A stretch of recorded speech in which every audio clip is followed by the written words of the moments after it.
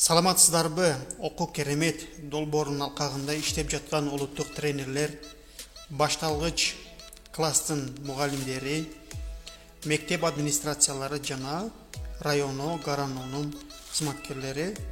Мен сиздерге бүгүн Сабагап программасы боюнча дагы бир кошумча видеону жазып бөлүшүп кетким келди. Эмнеге дегенде Сабагап программасына кошумчалар киргизилген.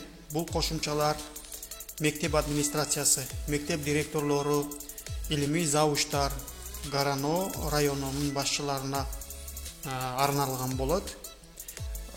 Мындан кийин ушул Сабагап программасынын жардамы менен гарано районунун башчылары, мектеп директорлору, илимий завучтар дагы колдоно алат. Алар дагы өздөрүнүн планшет телефондоруна бул программаны жүктөп, ар бир башталгыч класстын мугалимдеринин сабактарына катышып, алардын ушул окуу керемет долбоорунун негизинде үйрөнүп жаткан өздөрүнүн тажрыйбаларын, өзүнүн сабактарында кантип колдонуп жатышат, мектеп программасына ушул окуу керемет долбоорунун алкагында берилген программаларды кантип интеграциялап, кошумчалап, окуучуларга берип жатканына күбө боло алышат. Жана бул программанын жардамы менен ар бир башталгыч класстын мугалимдеринин сабактарына байкоо жүргүзүп, мугалимдер менен кайтарым байланыш кыла алышат. Аны үчүн улуттук тренерлердин планшет телефондорунда, мугалимдерде бул программа бар. Алар бул программа менен тааныш. Бирок ушундай кошумча бөлүгү менен кантип таанышамын дегенде, бул программаны жаңылоо керек, обновление бериш керек.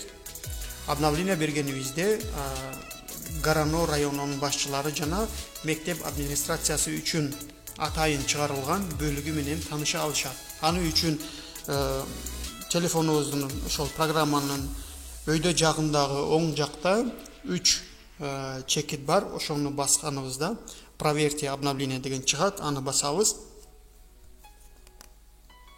Аны басканыбызда биздин программа обновление болот. Андан кийин биз эгерде өзүбүздүн логин паролубуз болсо, аны менен киребиз, анын жардамы менен. Эгерде жок болсо, регистрация деген жерине кирип, бул программага регистрация болобуз. Мектеп администрациясы, директорлор, завучтар, районо, гаранонун башчылары дагы жакынкы аралыкта бул программа менен таанышып чыгат, окуулар болот, окуулардан өтүп, кийин мектептерде ушул программа менен иштеп, мугалимдердин сабактарына кеңири байкоо жүргүзө алышат. Аны үчүн дагы ушул регистрация кылуу жолдорун дагы бир жолу көрсөтүп кетемин. Регистрацияны басабыз, өзүбүздүн атыбызды жазабыз. Пароль деген жеринде пароль тандайбыз. Ошол паролубузду подтвержденияга беребиз.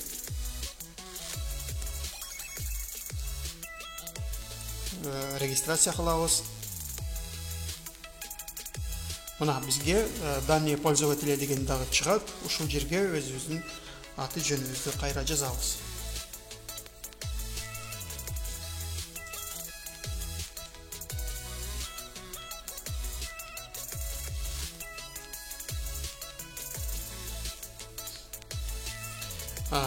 Ушул жерде должность деген чыгат. Ваша должность деп турат. Национальный тренер, бул улуттук тренер, учитель начальных классов, башталгыч класстардын мугалимдери, мектептин завучу, мектептин директору жана гарано районунда иштеп жаткан кызматкерлер, сотрудниктер болуп чыгат. Ошонун бирин тандайбыз. Кызматыбызга жараша жыныс тандайбыз, мужской, женской, телефон номерибизди жазабыз. Кийин областты белгилешибиз керек. Кийин район чыгат. Мынакей, ошол GPS спутникке биздин данныйларыбыз кирет. Biz ошол мектептерге барып байкоо жүргүзүп жатканыбызда окуу керемет долбоорунун кызматкерлери офисте туруп ошол биздин кыймыл аракетибизди көрүп турушат. Биз кайсы мектепке барып, кайсы класска байкоо жүргүздүк, алар дагы бул маалыматтан кабардар болуп турушат. Ушундай GPS чыкканда биз издайте деп басабыз. Мынакей биз ушул сабага программасына регистрация болдук. Биз каалаган учурда ушундай 4 тилдүү программа чыгат, сабактарга кеңири байкоо жүргүзсөк болот. Бул орус тилинде, кыргыз тилинде, тажик тилинде жана өзбек тилдеринде. Биз каалаган тил менен кирип, ошол сабактарга катышып, мугалимдердин сабактарына байкоо жүргүзө алабыз. Бул программа менен жакында мектеп директорлору, завучтар, району гаранонун кызматкерлери дагы ээ болушуп, сабактарга катышып, байкоо жүргүзө алышат. Аны үчүн биз каалаган тилди тандап, ага киребиз. Дагы область тандайбыз, районду тандайбыз.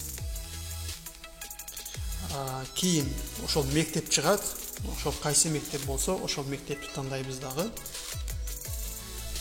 Далее дейбиз, мына ошол биздин байкообуз башталган күнү, баштоо убактысы бардыгы ушул жерге сохранение болот.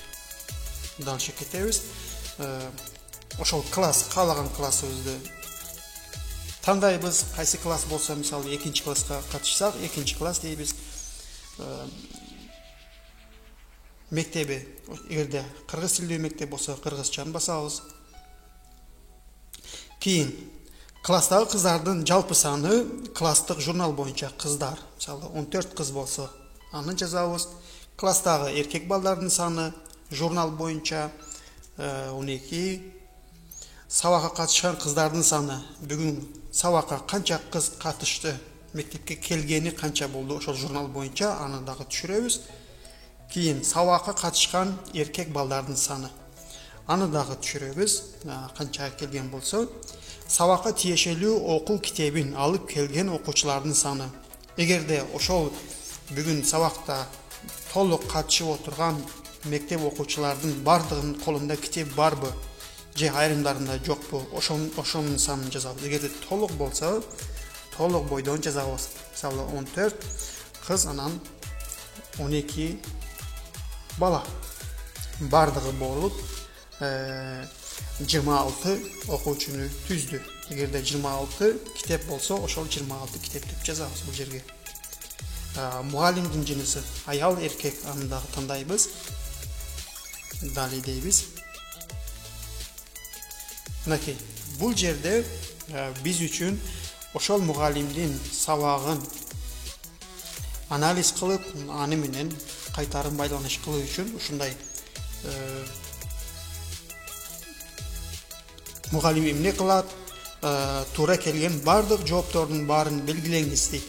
Биз сабактын 45 мүнөттүн ичинде мугалимдин кыймыл аракетин, балдарга берип жаткан сабак, анын тажрыйбасын кандай методдор менен үйрөнүп жатат, ошолорду сабак учурунда белгилейбиз. Кандай материалдарды колдонду, тапшырмаларды кантип сурады, кайсы методдорду колдонуп класста өзүнүн бүгүнкү тандаган темасын өтүп жатты. Ошону белгилейбиз. Окуучулар менен кантип иштөөдө, жалпы класс менен же чакан топтордо иштеди. Окуучулардын топтук ишин уюштурууда мугалим эмнелерди колдонду. Ушундай жумуш уюштурууда тандалган форма сабактын максаттарына, милдеттерине дал келдиби, жокпу, аны белгилейбиз.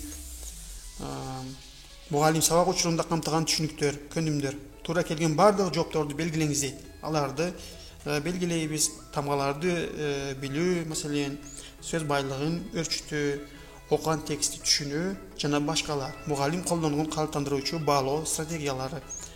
Буларды биз тандайбыз. Ошол сабактын деңгээлине жараша эмнелерди байкасак, баа берүү критерийлери дейт. Аларды тандайбыз. кайтара байланыштуу мугалим жалпы класска берди, окуучулардын тобуна берет жана башкалар. Аны тандадык. Мен азыр тандап кое берейин. Мугалим сабакка активдүү катышууга шыктандырат. Бардык окуучуларды, эркек балдарды жана кыздарды бирдей деңгээлде жана башкалар деп ушинтип баарын тандап чыгабыз.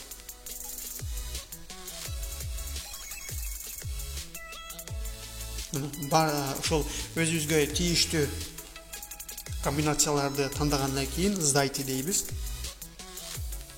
Мынакей. Биз баарын белгилеп чыктык. Бул жарым жылдыкта биздин методикалык колдообуз сиздин окутуу иш аракеттериңизди 4 негизги аспект боюнча колдоого багытталат деп мугалим үчүн кайтарым байланыш берилди. Бул боюнча биз сабактан кийин мугалим менен кеңешип, аны менен сүйлөшүп, тажрыйба алмаштырабыз. Же мугалимге керектүү сунуштарды беребиз. Бул жерде мугалимдин артыкчылыгы же кетирилген каталар боюнча бардык сунуштарды программа автоматтык түрдө берет. Ошол тандалган критерийлер негизинде мугалимдин иштөө структурасын аныктап беришет. Аны биз сабактан кийин мугалим менен бөлүшүп чыгабыз. Бул кайтарым байланыштуу биз сохраненияга берсек, бул биздин планшетте, бул программада сохранить этилет. Биз кийин буну посещение деген жерге кирип, каалаган учурда ачып көрө алабыз. Мына окуу сабагында байкоо жүргүзүүдө бул ошол берилген датасы, сааты, минутасына чейин ушул биздин программада сакталып турат. Урматтуу мугалимдер, окуу керемет долбоорунда иштеп жаткан улуттук тренерлер, мектеп администрациясы, райондо, гарондо башчылары, бүгүнкү видео ушул программанын боюнча болду. Көңүл бурганыңыздар үчүн чоң рахмат. Саламатта калыңыздар.